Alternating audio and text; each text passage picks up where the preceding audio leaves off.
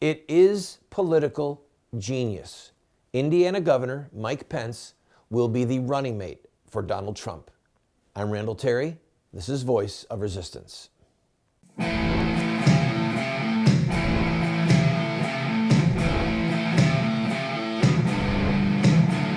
Those who forsake the law praise the wicked. Those who uphold the law resist them. Welcome to the Voice of Resistance. Here's your host, Randall Terry. Welcome to the broadcast, friend. My name is Randall Terry. I hope that you will stay with me for this entire program.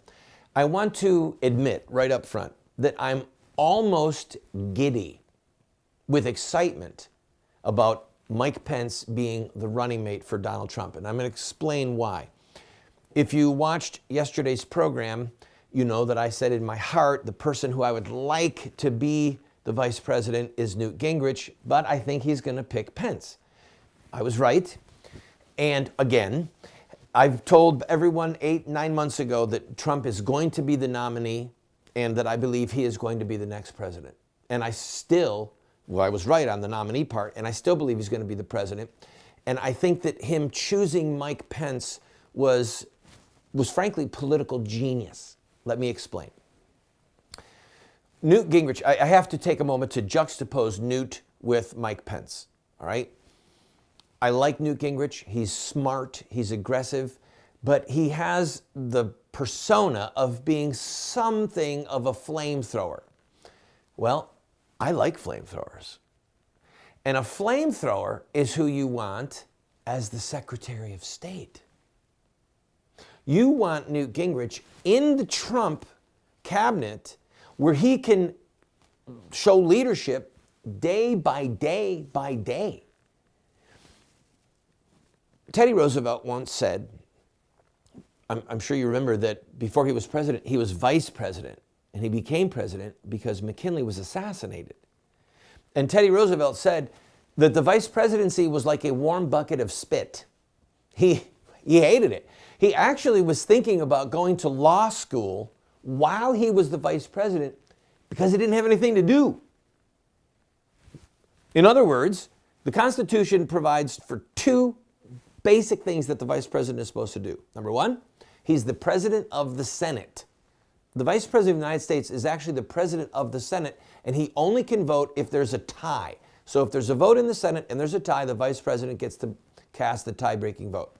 The other constitutional responsibility he has is to become the president should the president resign or die while he's in office. That's it.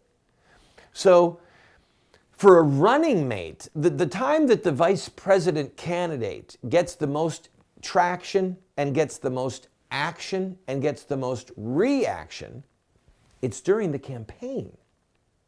After the campaign, the only time you hear from the vice president is usually when they step in it. Think Joe Biden. Think Dan Quayle, if you want to go way back. This is why, in my opinion, picking Pence was a stroke of genius. Because on the campaign trail, he will actually be a greater asset to Trump. He's an evangelical. He has had a long history of fighting against homosexual marriage. He's pro-life.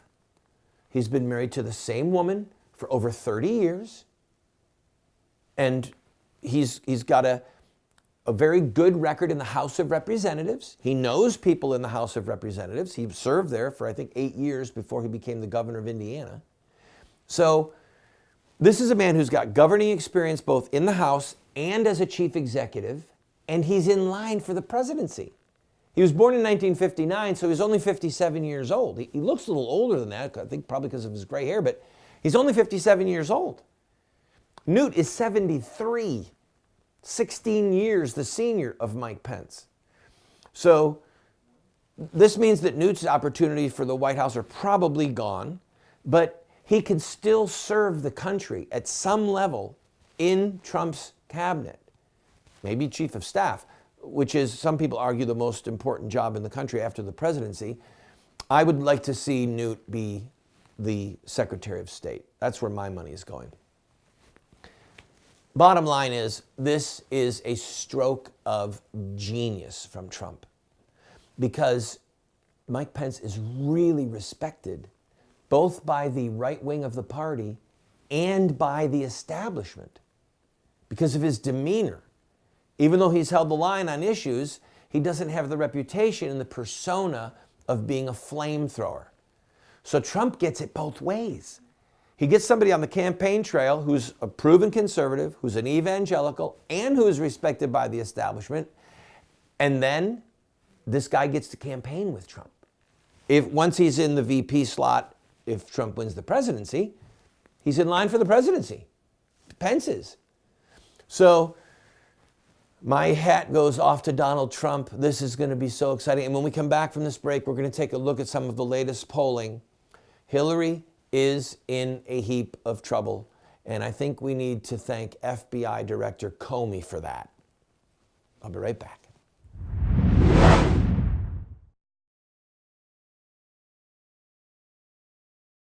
If you own a business and would like to advertise on our program, please contact us. We are currently seen on over 130 television stations from coast to coast. We air at 8 p.m. Eastern, and then all times are local. We have a lot of reach, friend, and this is an opportunity at a great price for you to get your product or your service in front of hundreds of thousands, maybe even millions of people. Also, if there's something that's important to you and you'd like to have a month where you just say thank you to this ministry or promote a certain ministry or a certain cause, contact us. Our rates are incredibly affordable. You'd be surprised. And you, again, can reach into hundreds of thousands, perhaps millions of homes. We're currently seen possibly in over 30 million homes. So give us a call, give us an email, and we'll put a commercial up for you.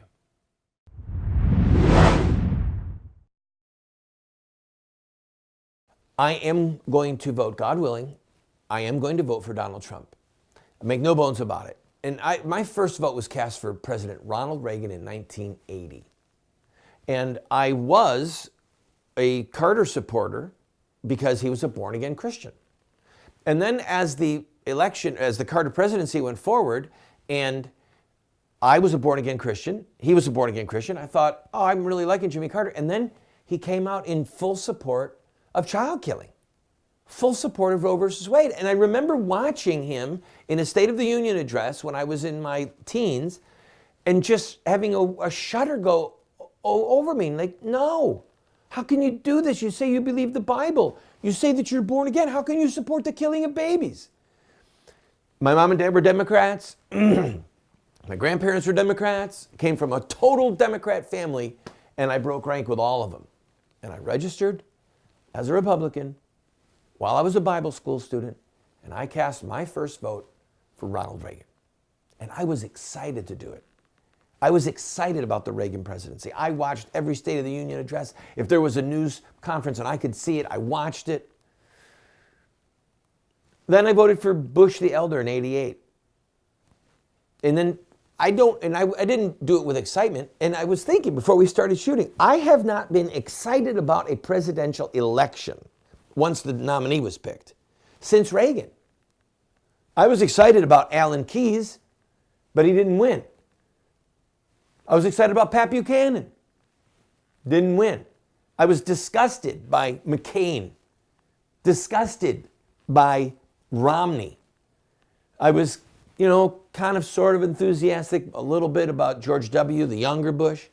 I have not been excited like this since Reagan. And here's why. Please hear me on this.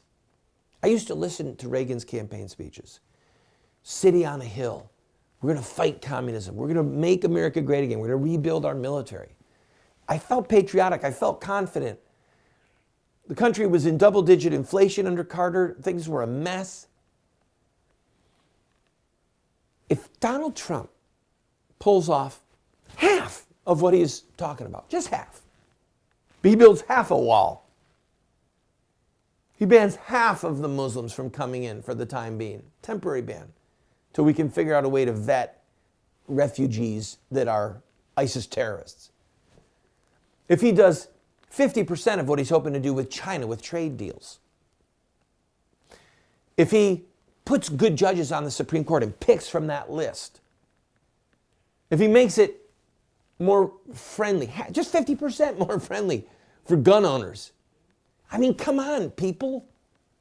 He said he's the only candidate in this election cycle that said he wants to make it a criminal act to kill an unborn baby. Are you hearing that?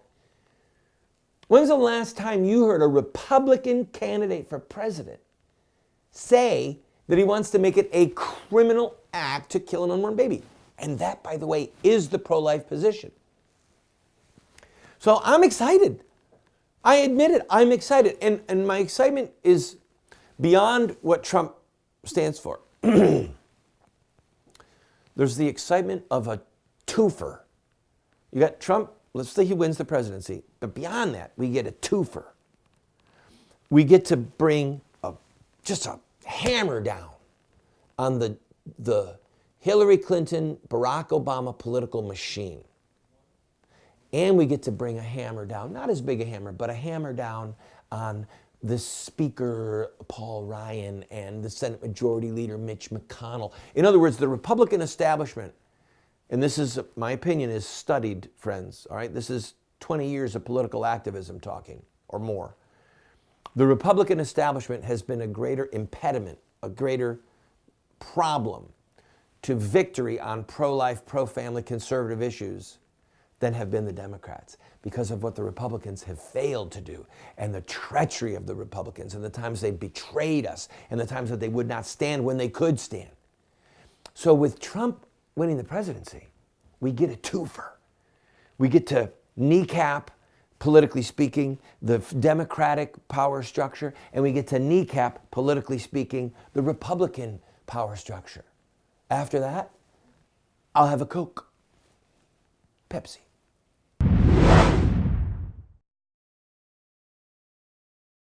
Friend, this program is supported by friends like you who believe in what we are doing. We run a very tight ship. Thankfully, we are on over 130 stations across the country, having tremendous impact. We get emails every day. We get letters in the mail, not every day, but almost every day. We hear from people who love what we're doing.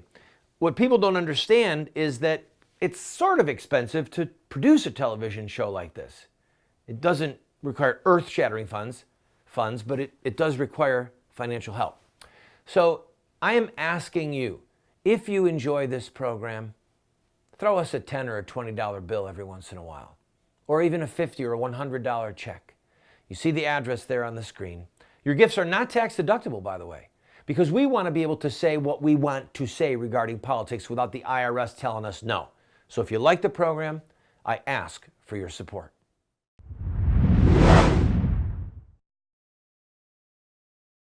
Let's talk about Hillary Clinton's campaign for a moment.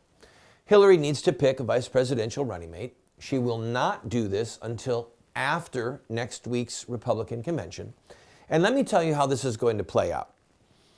The Clinton campaign is run by advisors, very smart advisors, people who are great at writing one-liners to deflect. If you've ever seen the TV show West Wing, there was a fellow named Bruno who worked for President Bartlett's reelection. They have probably a dozen Brunos, just brilliant political strategists who deflect, deceive, deny, who obfuscate, and they're good at it. They really are. But you can't do it forever. Now let me talk about two problems that Hillary has. She has a lot, but I want to talk about two. The second one I'll talk about is FBI Director Comey and his statement and what's happening with that. But let's first talk about who she has to pick from in the Democratic Party. Right now, Rasmussen has Donald Trump up 44-37. Let the full weight of that sink in on you, okay? Donald Trump in the Rasmussen poll, which, by the way, Rasmussen right now is at the very top of the food chain as far as respect because of their accuracy. And they spend a fortune on their polling. He's up 44-37. New York Times CBS poll has him in a dead heat at 40-40. All right, now the CBS and New York Times hate Donald Trump, and they're going to run their polling in such a way that it skews it. They don't have the respect that Rasmussen has. But even with their polling data, they're in a dead heat. Now, as I said yesterday, the national polls don't matter. They don't, friend. I'm sorry. The polling that matters are in the swing states. North Carolina, Florida, Ohio, you know the states, Colorado. Those are the states that matter. And Trump is jumping ahead and pulling away in those states. This is a crisis for Hillary. So part of what Hillary needs to do is she needs to pick a vice presidential running mate who energizes people. Now, I ask you, who's she got? Who's she have? Who does she have that just stimulates excitement? You had Bernie Sanders, who stimulated excitement for his base. If she wants to pull in the Bernie Sanders voters, probably the only way she can do it is if he's on the ticket. But do you see the problem? Now, that puts Hillary not leaning left, that puts her flying left, leaping left, plunging to the left on socialism, on gun control. Well, of course, Bernie is actually less restrictive with guns than she is, but she needs Bernie Sanders' base and doesn't want him as her running mate because he's 73 years old. And he's not a Trump 70. Trump feels younger than that. Bernie feels older than that. So, and I don't fault him for his age. I fault him for his politics. All right, so who does she have? Elizabeth Warren? Really? Who's that going to motivate? The Republican machine, think about the last 8 years. All right, you've had Barack Obama sucking all the oxygen out of the room for Democrats. And then you've had Republicans who most of them do nothing, but you have had a few, like Marco Rubio, Ted Cruz. You've had Newt Gingrich. You've had different people that have really gone and established themselves as courageous, outspoken advocates of an anti-Obama agenda. And so what do you have on the left? What do you have with the Democrats? You have people like Harry Reid and Nancy Pelosi cleaning up Obama's dung, okay, his refuse. That's what this has been. What Democrat superstar or even medium star has arisen over the last 8 years? Joe Biden? Think about it with me. Who do you think of when you think of, man, there's a stalwart, there's a heavy hitter, there's a person who's really got the goods for the Democratic Party? I'm drawing a blank here, friends. And that's what Hillary is looking to. That's the pool she's looking to pick her vice presidential candidate and to hopefully motivate and animate her voters. She's got a really shallow pool to pick from. And she and Barack Obama are partly to blame because they have not allowed young rising stars to come up on the left because they've taxed their party friends and infrastructure with cleaning up their garbage for the last 8 years. That's what they've all been doing. They've been garbage cleaner or garbage pickers, garbage men for Obama and Clinton. And now what? They're all worn out. They've got no superstars. They got no one young and fresh. Hillary is in deep trouble. When we come back, we'll talk about FBI Director Comey's the time release political toxin that he gave to Hillary when he didn't call for her to be indicted. I want to invite you to go to our website. Almost every book that I have ever written is available as a PDF online for free. We have a ton of products, training materials, tools that are available for you for free. All we ask for is that you give us your email address. That's it, so that we can stay in touch with you and, yes, from time to time, ask you to support this work. So I'm inviting you, go to the website. Now, for those of you who say, well, I don't want a PDF, I want a real book. You can get one of my books. All you have to do is pay for shipping and handling and then give whatever gift you want. And if you can't afford anything, we'll send you the book for free. Just pay shipping and handling. Why are we doing all this? Because we want to change the direction of the country, and we need to raise up a fresh generation of warriors to do that. That's why we have this tool. I invite you, go to the website, see for yourself. When I was a prisoner in a prison work camp in Alpharetta, Georgia, I had a lot of time on my hands to research who the bad guys were in the death of our culture. And I wrote Accessory to Murder. It is an overview of our political, cultural, media, and religious adversaries that are accomplices to the death of our culture. I encourage you, get a copy of this and learn the who's who of the bad guys.